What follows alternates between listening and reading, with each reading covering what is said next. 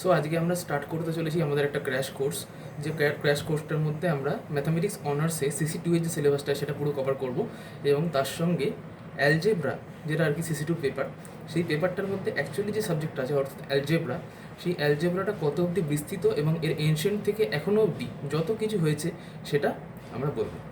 হ্যাঁ, আজকে first class 1, আর যেটা খোলা আছে এখন আপনাদের সামনে, সেখানে অনেক কিছু অনেক মানে ফ্লো চার্টের মতো একটা লেখা আছে, কিন্তু এই ফ্লো চার্টের মতো লেখাটাকে আপনাদের বুঝতে গেলে আমার কথাগুলোকে ভালোভাবে শুনতে হবে, এবং আমার কথাগুলো যেগুলো যেগুলো প্রয়োজনীয় কথা সেগুলো পারলে আপনারা লিখেও নিতে পারেন, কোনো অসুবিধা নেই, জাস্ট নিজের মতো করে নিতে পারেন। হ্যাঁ, আর এখানে আমাদের যে ফ্লো চার্টের মতো সিস্টেমটা দেওয়া আছে ওটাকে আমি বোঝাবো ভালোভাবে। আগে একটু শুনুন অ্যালজেব্রাটা এলো কবে থেকে। অ্যালজেব্রা এসছিল হচ্ছে আজকের থেকে 4000 বছর আগে, অর্থাৎ আজকের থেকে 2000 বছর ব্যাক চলে গেলে তো আমরা খ্রিস্টের জন্মে চলে যাব। খ্রিস্টের জন্মেরও 2000 বছর আগে অ্যালজেব্রা চলে এসেছে, এবং একদম নিচে দেখুন লেখা আছে ব্যাবিলোনিয়ানস অ্যান্ড সুমেরিয়ানরা ফার্স্ট এনেছিল অ্যালজেব্রাকে। এবং মেসোপটেমিয়া এরিয়াতে এটা হয়েছিল।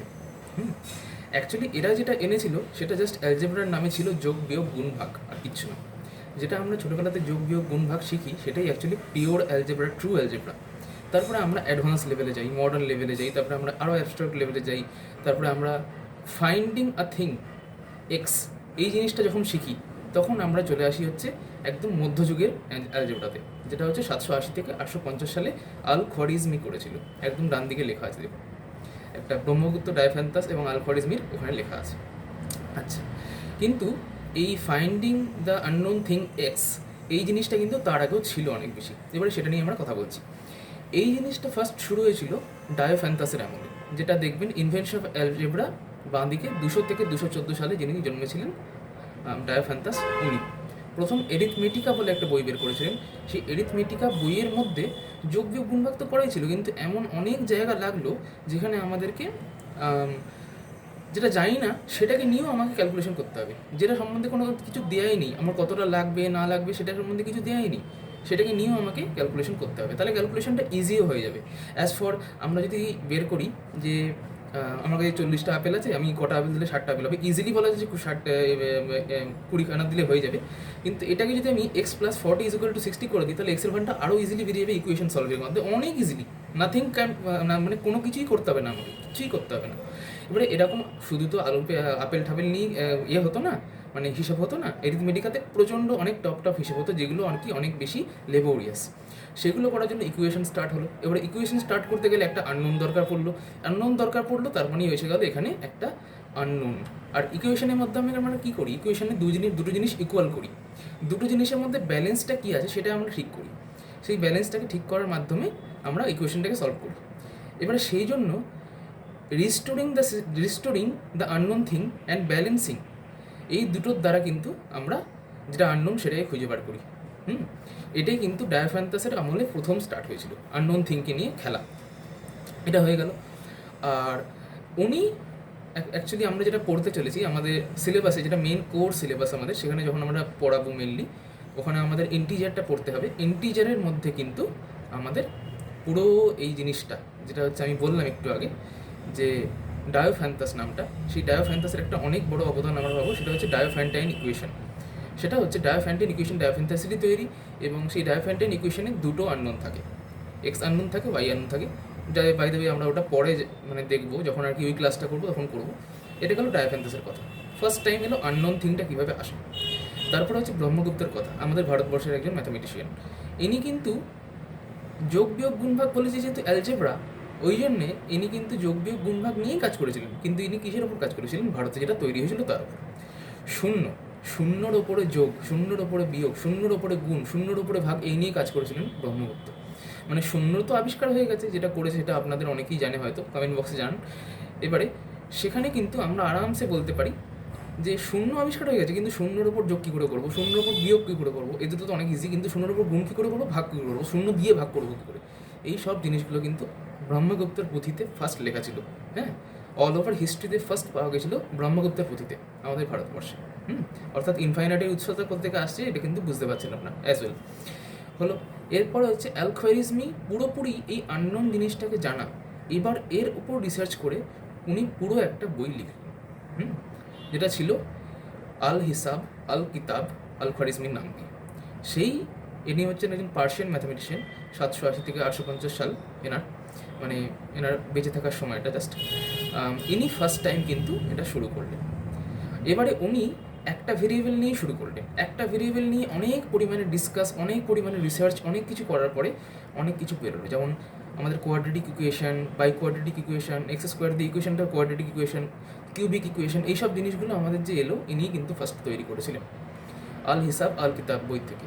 হ্যাঁ, এখান থেকে আমরা কিন্তু একটা সিস্টেম পেয়ে গেলাম। আমরা যে কোনো কিছুকে সলভ করতে গেলে ইকুয়েশনের কাজটা কাজে লাগাতে শুরু করে দিলাম। এবার ইকুয়েশন কাজ লাগিয়ে যে আমরা কোনো প্রবলেম সলভ করছি, এটা তো অ্যাকচুয়ালি একটা প্রবলেম সলভ করার পদ্ধতি। আমরা একটা পদ্ধতি বের করে ফেললাম, সেটা হচ্ছে আমরা যদি একটা ইকুয়েশন তৈরি করে ফেলি যে কোনো জিনিসের, সেখান থেকে আমরা আরামসে এই প্রবলেমটা সলভ করে দিতে পারবো। এবারে সেই জিনিসটার জন্য আমাদের আজকালকার দিনে ম্যাথামেটিক্সে এবং অন্যান্য ফিল্ডেও অনেক বেশি পরিমাণে ইউজ হয় যে কথাটা অ্যালগোরিদম, সেই কথাটা কিন্তু অ্যাকচুয়ালি আল খোয়ারিজমির নাম থেকেই এসছে, অ্যালগোরিদম। হ্যাঁ, আর অ্যালগোরিদম মানে হচ্ছে প্রবলেম সলভিং মেথড, আর কিচ্ছু না। যে কোনো প্রবলেমকে সলভ করার একটা মেথড থাকে, সেটা হচ্ছে অ্যালগোরিদম, আর কিচ্ছু না। সেটা যে কোনো প্রবলেম হতে পারে, অ্যাজ ওয়েল অ্যাজ আপনার ঘরের থেকে বাথরুমে যাওয়াও হতে পারে। একটু ডু দ্য অ্যালগোরিদম সলভ। এই অ্যালগোরিদম করাটাকেই বলা হয় হচ্ছে কোনো প্রবলেম সলভ করার একটা মেথড, প্রবলেম সলভিং মেথড। সেই জিনিসটা কিন্তু অ্যালগোরিদমটা আল খোয়ারিজমির নাম থেকেই এসেছিল। এবারে আল জাবার যে বইটার নাম ছিল রিইউনিয়ন অফ ব্রোকেন পার্টস, ওই বইটার পুরো নাম ছিল আল হিসাব, আল কিতাব, আল জাবার, আরও অনেক বড় নাম ছিল। I can't really remember, but it is not so much needed for that our course. আমি আজকের কোর্সের জাস্ট ইন্ট্রো অ্যান্ড ফাউন্ডেশন দিচ্ছি এটার জন্য। হ্যাঁ, তাই জন্য হয়ে গেল। এবারে হচ্ছে আল জাবার কথাটার মানে ছিল যেহেতু রিইউনিয়ন অফ ব্রোকেন পার্টস, এক জায়গায় সব কিছুকে আনলাম, আননোনও আছে ওর মধ্যে, ব্যালেন্স করলাম, তারপরে আমি প্রবলেম সলভ করলাম, সেই জিনিসটাকে পুরোটাকে বলা হতো আল জাবার। ওই জন্য এখান থেকে আমাদের অ্যালজেব্রা নামটা এসছে। এটা গেল অ্যালজেব্রা কীভাবে সৃষ্টি হয়েছে। এবারে আমি বলি অ্যালজেব্রার আরও বাকি অংশগুলো কীভাবে সৃষ্টি হয়েছে, কমপ্লেক্স নাম্বার কী করে সৃষ্টি হয়েছে, আর তারপরে ইনইকুয়ালিটিস কী করে সৃষ্টি হয়েছে, ইকুয়ালিটিস কী করে সৃষ্টি হয়েছে, তার থেকে ইকুয়েশন কী করে সৃষ্টি হয়েছে, ইন্টিজার কী করে এসছে। প্রথমে কিন্তু আননোন আসেনি, প্রথমে নোন জিনিসই ছিল 1 2 3 4 5। ওই জন্য আমি ফার্স্ট ক্লাস পড়াবো কিন্তু ইন্টিজার। তারপরে আমাদের আননোন এলো, কিন্তু আননোন আসলো মানে আমি থিওরি অফ ইকুয়েশন করাবো। থিওরি অফ ইকুয়েশন মানে জাস্ট ইকুয়েশন কীভাবে সলভ করতে হয় সেটাই। তারপরে আমরা শেখাবো হচ্ছে ইনইকুয়ালিটিস, যেটা দিয়ে আমরা ইকুয়েশনটার মধ্যে যদি ইকুয়ালিটি না থাকে তাহলে তো ইনইকুয়ালিটি হয়ে গেল। এটা এর থেকে বড়, ওটার থেকে ছোটো, দুটো দিকে ব্যালেন্স করতে গেলে তো আমাকে গ্রেটার দ্যান বা লেস দ্যান সাইন দিতেই হবে। তাহলে greater than less than sign দিয়ে আমি ব্যালেন্সই কিন্তু করলাম, I am doing balance both side. যদি ইকুয়েশন বানাই তাহলে ওটা একটা ব্যালেন্সিং, আর যদি ইনইকুয়ালিটি বানাই তাহলে ওটা একটা ব্যালেন্সিং। তাই আমি একটা কথায় কিন্তু বলতে পারলাম থিওরি অফ ইকুয়েশনের পরে ইনইকুয়ালিটিটা আমি পড়াবো। তারপরে আমরা শিখবো কমপ্লেক্স নাম্বার এবং হাইপারবোলিক ফাংশন যা যা আছে সেগুলো শিখবো। এরপরে আমাদের এই কোর্সটা পুরোপুরি শেষ হয়ে যাবে। এবারে এরপরেও অ্যালজেব্রা কি এগোয়নি, এরপরেও অ্যালজেব্রা অনেক দূর এগিয়েছে। সেই দিকটা যেটা এগিয়েছে সেটা বলে দিই। মডার্ন যুগে অ্যালজেব্রার আমাদের পথপ্রদর্শক হচ্ছে গ্যালোয়ার, নিদার, হারম্যান গ্রাসম্যান। এরা হচ্ছে আমাদের মডার্ন অ্যালজেব্রা, একদম আমাদের আজকের যুগের অ্যালজেব্রার থেকে একটু আগে। আজকের যুগের অ্যালজেব্রা আরও অ্যাডভান্স, কিন্তু এই অ্যালজেব্রাটা এসছে। এটা হচ্ছে abstract algebra, linear algebra and classical algebra. যেটা আমাদের প্রথম অ্যালজেব্রা ছিল সেটা তো অ্যালজেব্রা জাস্ট। তারপরে আমাদের এলো ক্লাসিক্যাল অ্যালজেব্রা, যেটা আমরা পড়বো কমপ্লেক্স নাম্বার, ইনইকুয়ালিটি, এগুলো। এরপরে হলো অ্যাবস্ট্রাক্ট অ্যালজেব্রা। অ্যাবস্ট্রাক্ট অ্যালজেব্রা আবিষ্কর্তা অ্যাকচুয়ালি বলা যায় হচ্ছে নিদার বলে একজন আছেন, মানে উনি মহিলা একজন ম্যাথামেটিশিয়ান, আর উনি ম্যাথামেটিক্সের ফিল্ডেই কাজ করেছেন with doing work in also biological আর and other fields as well.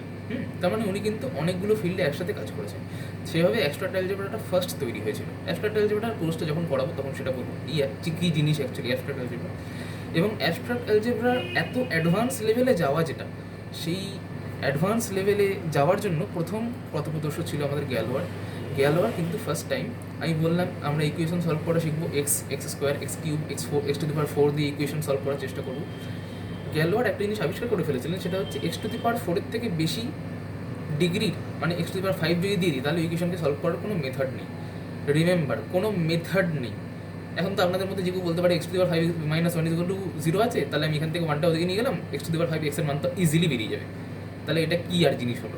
আমি তো বের করে ফেলেছি মেথড বের করতে হবে, এমন একটা মেথড যেমন এক্স নর্মাল যে এক্স দিয়ে যেটা থাকে আর কি, এক্স টু দি পাওয়ার 1 দিয়ে লিনিয়ার ইকুয়েশন থাকে আর কি, সেটা তো সলভ করার ইজি মেথড আমরা জানি, ওয়ান ভেরিয়েবল লিনিয়ার ইকুয়েশন একদম ইজি।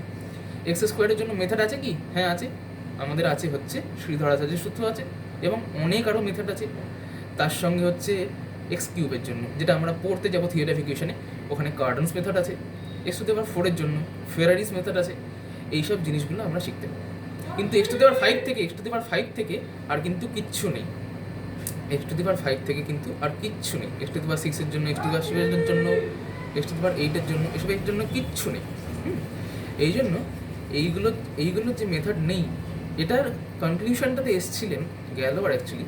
আর এই কনক্লিউশনে আসার জন্য যে নেই, একটা জিনিসকে সলভ করার জন্য মেথডই নেই, does not exist any method, কোনো মেথডই নেই, সেটা বার করার জন্য উনি যা যা ক্যালকুলেশন করেছিলেন সেই সব ক্যালকুলেশনগুলো কিন্তু আমরা অ্যাবস্ট্রাক্ট অ্যালজেব্রা এবং অ্যাডভান্সড অ্যালজেব্রা যেটা সেটার মধ্যে পাবো। এরপরে হচ্ছে লিনিয়ার অ্যালজেব্রা, যেটা হচ্ছে আমরা চার্টের মাধ্যমে এবং কোনো জিনিসকে, বিশেষ করে আমাদের পৃথিবীটাকে চেনার জন্য, আমাদের পৃথিবীতে একটা লাইনের মধ্যে, যেমন আমি সোজা কথায় আমি বলতে গেলে ডাইমেনশন চেনার জন্য আমার যে জিনিসটা লাগবে সেটা হচ্ছে লিনিয়ার অ্যালজেব্রা। সেই লিনিয়ার অ্যালজেব্রাটা তৈরি করেছিলেন হারম্যান গ্রাসম্যান 1844 সালে। হ্যাঁ, এবং আমাদের আধুনিক দিনের একজন কিছুদিন আগেই মারা গেছেন ম্যাথামেটিশিয়ান আলেকজান্ডার গ্রথেনডিয়েক ছিলেন এখনকার দিনের লিনিয়ার অ্যালজেব্রার একজন অনেক বড় সায়েন্টিস্ট। আর তার সঙ্গে অ্যাবস্ট্রাক্ট অ্যালজেব্রাটা কিছুই না, অ্যাডভান্স অ্যালজেব্রাটা জাস্ট অ্যাবস্ট্রাক্ট অ্যালজেব্রার একটা আরও অ্যাডভান্সমেন্ট।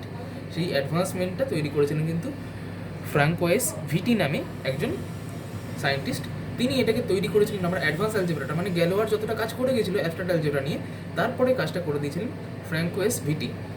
তিনি করেছিলেন হচ্ছে ফাউন্ড করেছিলেন প্যারামিটার। প্যারামিটার আপনারা অনেকেই জানেন হয়তো। প্যারামিটারের মানে হচ্ছে যেটার উপর নির্ভর করে পুরো সিস্টেমটা চেঞ্জ হচ্ছে আমার, সেটা কি বলা হয়? Just parameter.